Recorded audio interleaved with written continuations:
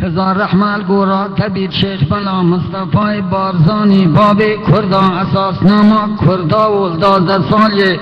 حتی 8 سالی سسر تشر و دعوا و لعصمانا جرینا تیارا لعردا دنگ توفان و دنگ تانگا و لطنشتا چپ دنگ غاینان و خوب فروشا پولیس 4 دولت تا و تنشتا خواست دنگ کادر و مسئول و امیر حزب و امیلی و شخصیت گرام پیش مرگا و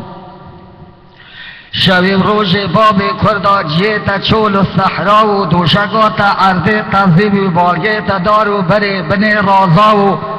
عاشق محابات و حولیر و قامشلی و دیار بکر باب کردا و حزبات حزبکر رواب و ریبازات ریبازک زور درز و لسالا 1383 بانگا 1121 تاریخ ایران هاتا درمان کرن برین دای کو باب شهیدان و قربانی ها و هاتا ورگرتن عراق رنگین رهبر سروک رهبریان سروک هجا مسعود بارزانی حق و حقوق کردا و هاتا قبول کرن ریبازا شهید کردستان دل مبو گلاموش بحراوان شهید زورن کردستان از قسمت نوی شهیدا شنگورا بدم حساب برا نوی توان بدم حسان شهید مزن بریسیه یک شهید شیخ عبدالسلام بارزانی شهید مزن کردستان شهید شیخ احمد بارزانی شهید کردستان شهید شیخ القادر گیلان زاده شیخ نهری شهید کردستان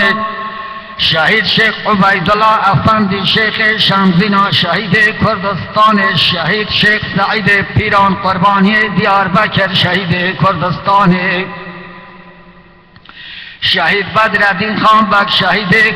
کردستان شهید شیخ محمود نمر سلیمانی شهید کردستان شهید امیر خان لبزیر لورمیل کردستان ایران شهید سمایل غای عودوی ایران لشمال کردستان شهید قاضی محمد نمر شهید محابات ظلم لکری میدان چارچرای شهید کردستان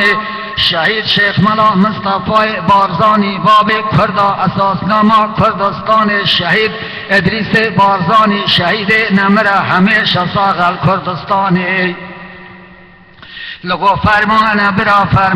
فرمان برانو فرمان لسلسل کردان فرعان غاینان دینان ایمان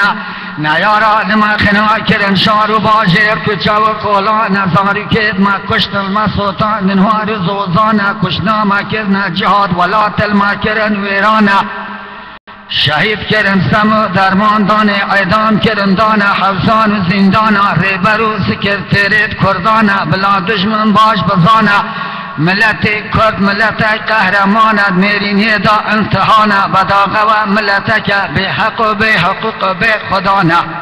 وکی برخی گراخاره بربرن به پنانه پناهما کردا رب عالم خالق مزن پادشاه کرم ملت کرد چیاید کردستان خنا شهیدا مالا بارزان لاو لگو لاو لولاو حیلا لولاو هزار رحمل گورا تبید شیخ ملا مصطفی بارزانی باب کردا اساسنامه کردا و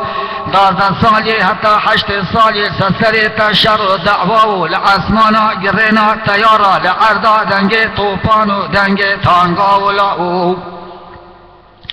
لگو برار سبیا دل ملیدا مافلور سبیا دل ملیدا